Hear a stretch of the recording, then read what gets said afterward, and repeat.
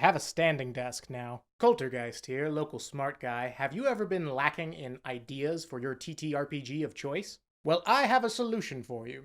A solution that many call upon when they can't draw from the well of creativity. Steal. It's stealing. Just take an idea from something you like, repackage it, add some things from your setting, and bing, bang, boom, you have a campaign. And today I'm going to go through that process with you with one of my favorite plays of all time, William Shakespeare's A Midsummer Night's Dream.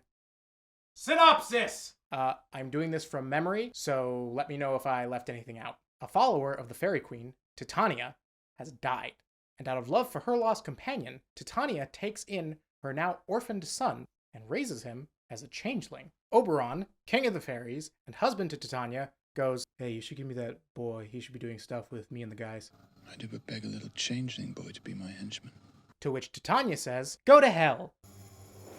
Not for thy fairy kingdom. And so their marriage is on the rocks. But at the same time, Duke Theseus and Hippolyta of Amazonian fame are getting married. And it just so happens, coincidentally, that Theseus is Titania's mortal lover, and Hippolyta is Oberon's mortal lover. So the two of them are currently, coincidentally, hanging around in the same forest, waiting for the wedding. And this is where our hijinks begin. The fairies make up our backdrop plot as to why certain things are happening. But now we get to our actual main characters of the story, the lovers. Lysander, Hermia, Helena, and Demetrius. Hermia is in love with Lysander, but Hermia's father wants her to marry Demetrius. And Lysander actually has this whole sick burn about, you have her father's love, Demetrius. You marry him and I'll marry her. You have her father's love, Demetrius. Let me have Hermia's. Do you marry him? But Demetrius used to be in a relationship with Helena, and Helena is still really into Demetrius.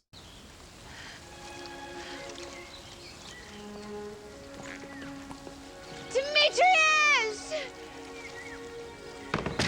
So Hermia's dad says, "Marry who I tell you to marry, or else I'm killing you." As she is mine, I may dispose of her. And that shall be either to this gentleman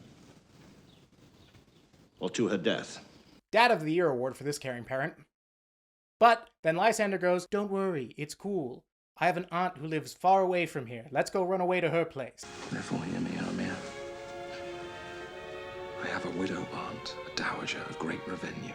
And so they do, and they run straight through the woods currently infested with fairies. But Hermia and Lysander tell Helena, because Helena and Hermia are gal pals. Farewell, sweet playfellow. Pray thou for us, and good luck grant thee thy Demetrius. Unfortunately, Helena then tells Demetrius in the hopes that he'll want to marry her instead, which he doesn't. Sorry, girl. So Demetrius chases them into the woods, and Helena chases after Demetrius, and so now all the lovers are in the woods with the fairies, hijinks to ensue.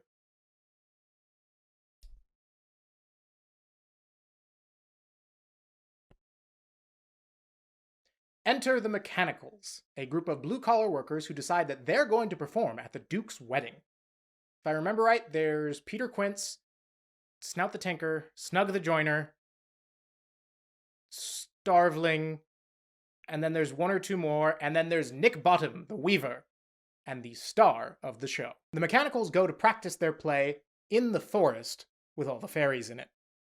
Big shocker, I know. So, the hijinks proceed thusly.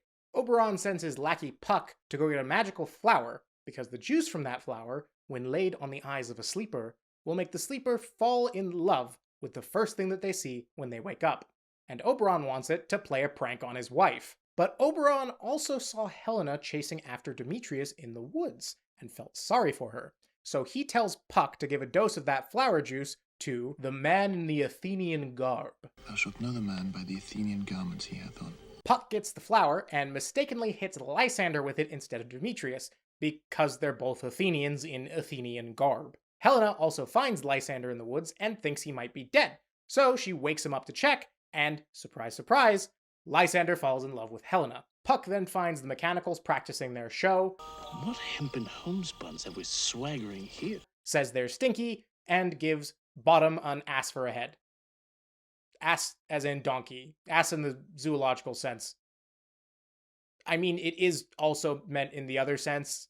It is a joke. I mean, his name is literally Bottom. Anyway, Puck hits up Titania and makes her fall in love with Asshead Bottom. Thou art as wise as thou art beautiful. The two go prance around in the woods for a bit, and Puck goes and finds Oberon and tells him that he did everything he wanted him to do. But Oberon sees that Puck got the wrong guy. This is the same Athenian. This is the woman. But not this the man. The sun was not so true unto the day as he to me. Would he have stolen away from sleeping Hermia? So Puck tries to course correct and hits Demetrius with the love juice.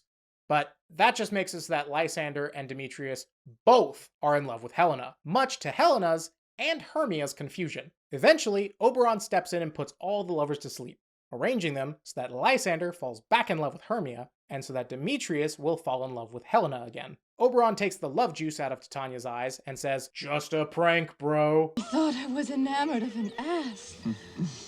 There lies your love.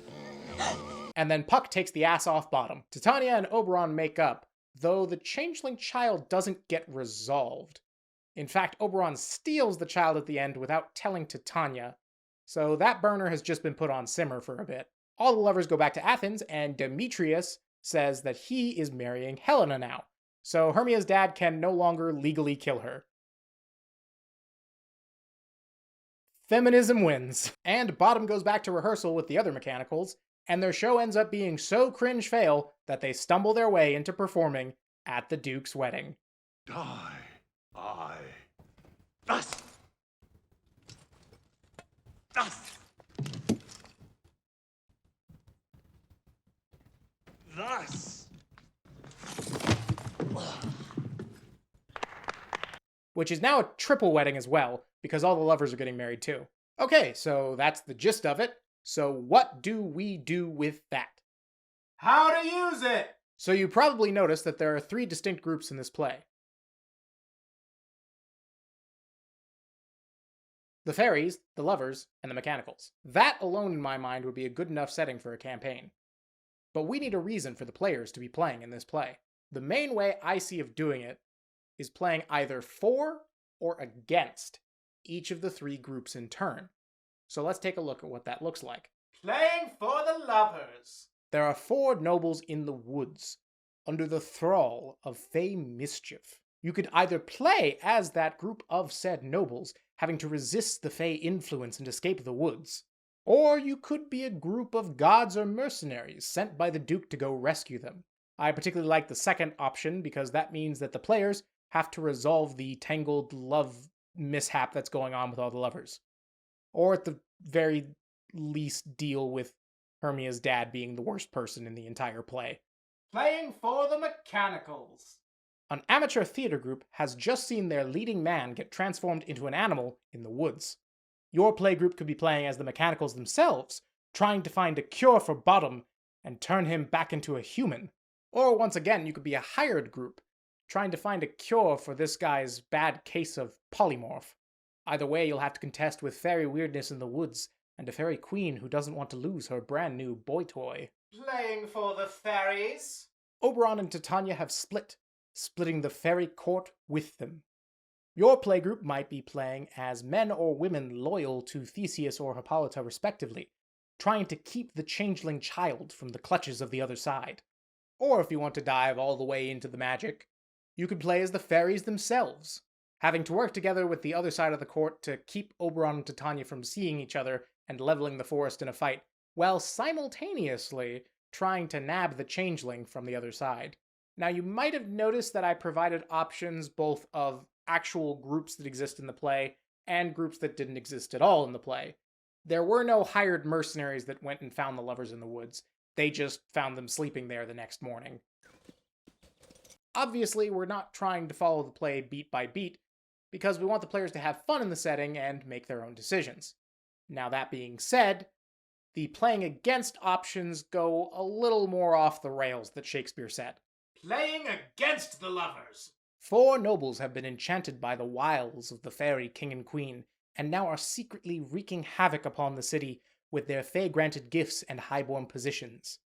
Your playgroup must stop them, either by dealing with them under the table, politically outmaneuvering them, or outright attacking them and risking the city turning against you. Playing against the mechanicals. The entire city workforce saw the local weaver get turned into a donkey. There's fear, outrage. What will these fairies do next? Your playgroup needs to calm tensions in the town before they go out and burn down the forest and make a real enemy of the Fae. Playing against the fairies. There was a woman who disappeared many years ago. Now a boy has been spotted in the woods who looks just like her. A relative of the woman, one who gave up on her years ago, hires your group to go and rescue that child from the woods and the strange mysterious happenings there, before he's lost to the fairy world forever. And that's that. Midsummer Night's Dream is a show that's very near and dear to my heart. When I was still young enough for children's theater, I actually played Bottom on the stage, and it was some of the most fun that I've ever had. If you see a community theater performing Midsummer Night's Dream near you, go give it a shot, go watch it, or heck, even audition for it if you're so inclined. I know the Shakespearean language is not for everyone, but if that's all that's stopping you, I say give it a try still. You might like it, and if the actors are good enough, their performance should transcend words. Support local theaters. Anywho, that's all I have to say. Video next week as per usual. Good night.